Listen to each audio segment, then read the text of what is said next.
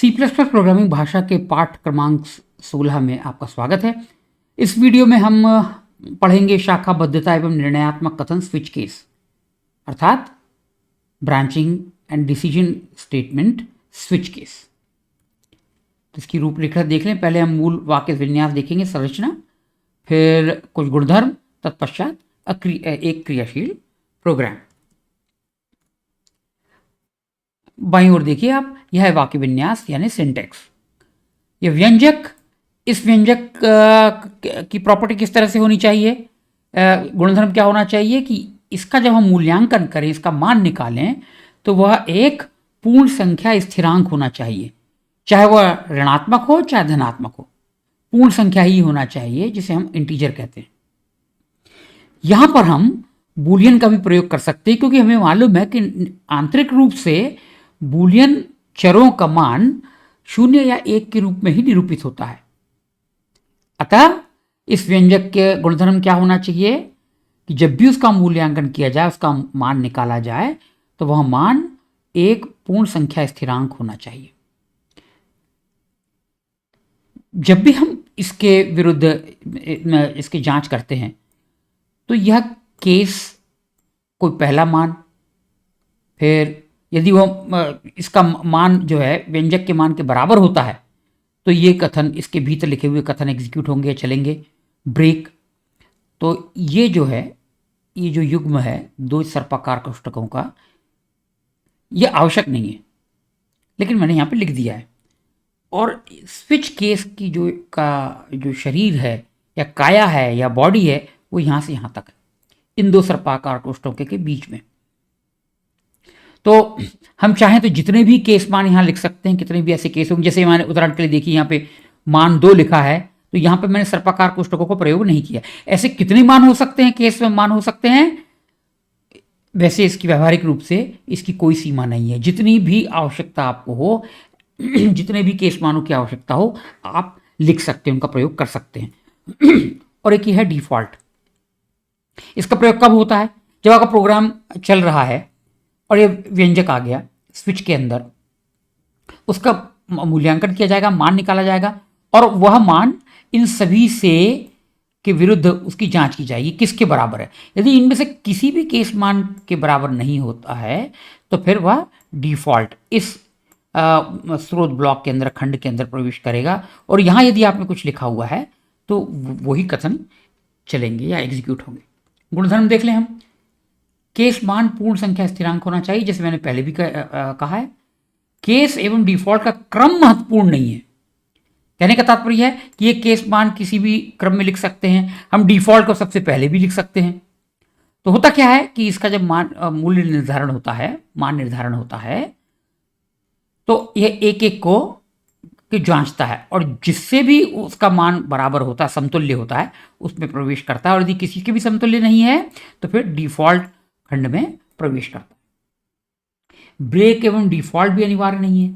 अब यदि ब्रेक नहीं है तो क्या है, यदि यहां से प्रवेश किया प्रोग्राम ने और ब्रेक नहीं है, तो अपने आप ही अगले केस मान में प्रवेश कर जाएगा।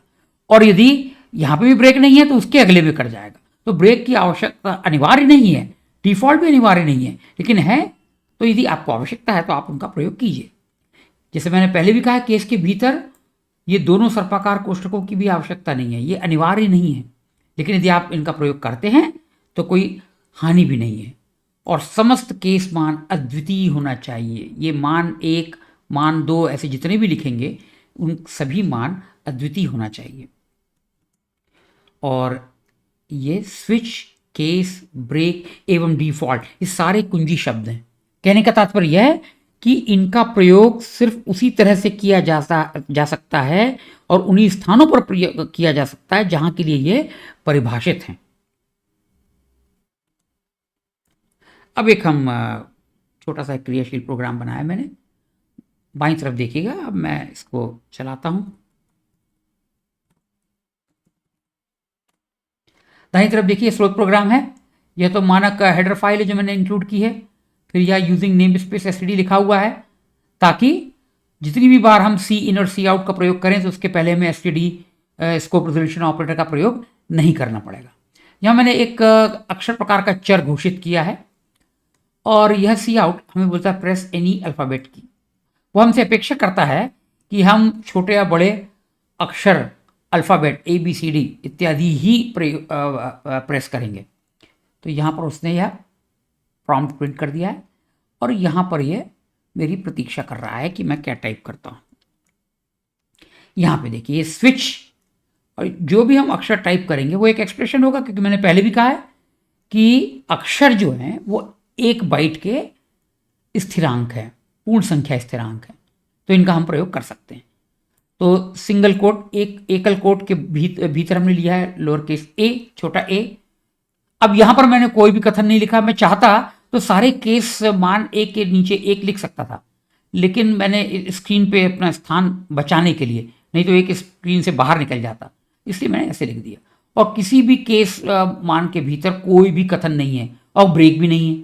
तो यदि मान लीजिए आपने छोटा ए टाइप किया है तो यहाँ प्रवेश करेगा, उसे एग्जीक्यूट करने के लिए कुछ नहीं मिला, ब्रेक भी नहीं है, तो इसके भीतर जाएगा, वहाँ पे भी कुछ नहीं है तो इसके भीतर जाएगा। ऐसे करते करते वो अंततोगत्वा इधर आएगा और इन कथनों को एग्जीक्यूट करेगा। और यहाँ ब्रेक है, तो यदि इनको एग्जीक्यूट करता है, ब्रेक करता है, तो सीधे फिर ये स्विच केस के बाहर आ जाएगा। ठीक है, यहाँ डिफॉल्ट पे प्रवेश नहीं करेगा। यदि मैंने मान के चलिए कि कैपिटल आई, बड़ा आई प्रेस किया है, उपलब्ध कराया है, कुंजी दबाई है, तो यहाँ से प्रवेश करेगा, इससे तुलना करेगा, समतुल्य नहीं है, नहीं है, नहीं है, नहीं है, नहीं है, यहाँ से प्रवेश करेगा।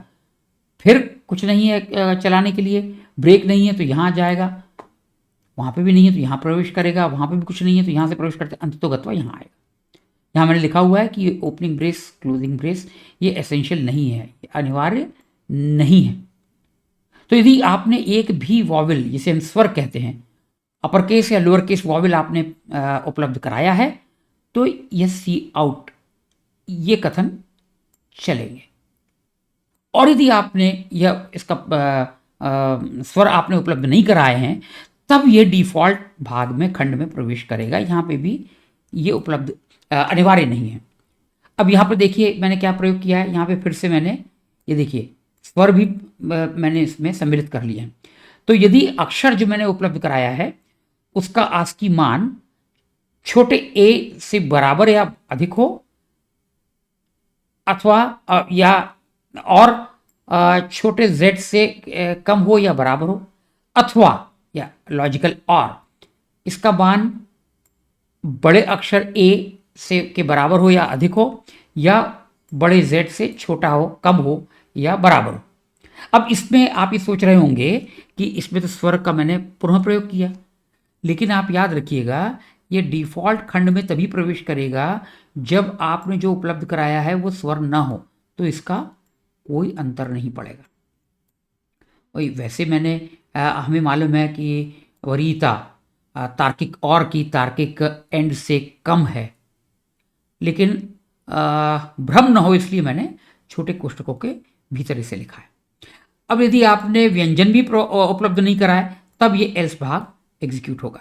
तो चलिए हम इसको मान उपलब्ध कराते हैं। चलिए मैंने कर दिया, सपोज मान के चलिए बड़ा ओ, ये देखिए उसे क्या, you type O, it is a vowel, यानी यहाँ से उसे प्रवेश किया और ये प्रिंट कर दिया। ठीक है, एक बार और चला देते हैं। अब हम टाइप कर देते हैं कोई चलिए H, you type H, it is a consonant. एक बार और चला देते हैं। चलिए एक जो स्वर भी नहीं है, व्यंजन भी नहीं है, ये बोलता है कि त्रुटि है। कहने का तात्पर्य कि यह प्रोग्राम सिर्फ स्वर और व्यंजन ही चाहता है और उनको भी अलग अलग रूप में वो जिसे हम कहते हैं कि उनकी तुलना कर सकता है। आप यहाँ देखिए कि किस तरह से हमारा स्रोत प्रोग्राम, हम अच्छे से इसको हम सुनियोजित ढंग से हम अपना स्रोत प्रोग्राम लिख सकते हैं, देखने में भी अच्छा लगेगा और हमें इसका तर्क भी समझ में आएगा।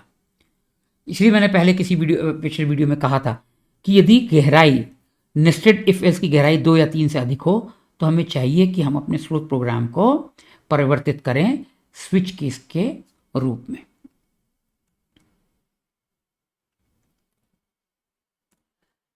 अगले वीडियो में हम शाखाबद्धता एवं निर्णयात्मक कथन त्रिगुट या परिस्थितिजन्य का प्रयोग करेंगे। तो त्रिगुट यानी टर्नरी, परिस्थितिजन्य यानी कंडीशनल। ये दो चिन्ह हैं, इनको मिलाकर एक परिचालक बनता है यानी ऑपरेटर, और इससे हम प्राय टर्नरी ऑपरेटर भी कहते हैं क्योंकि इसको 3 संकार्य लगते हैं। संकार्य यानी ऑपरेंड, और ये एक्चुअली वास्तव में देखा जाए तो ये इफ एल्स का ही एक क्या कह सकते हैं छोटा रूप है, जो कि थोड़ा सा कूटरचित तरीके का दिखता है, और इसके बारे में इसके का अध्ययन हम अगले वीडियो में करेंगे। इस वीडियो में बस इतना ही। धन्यवाद।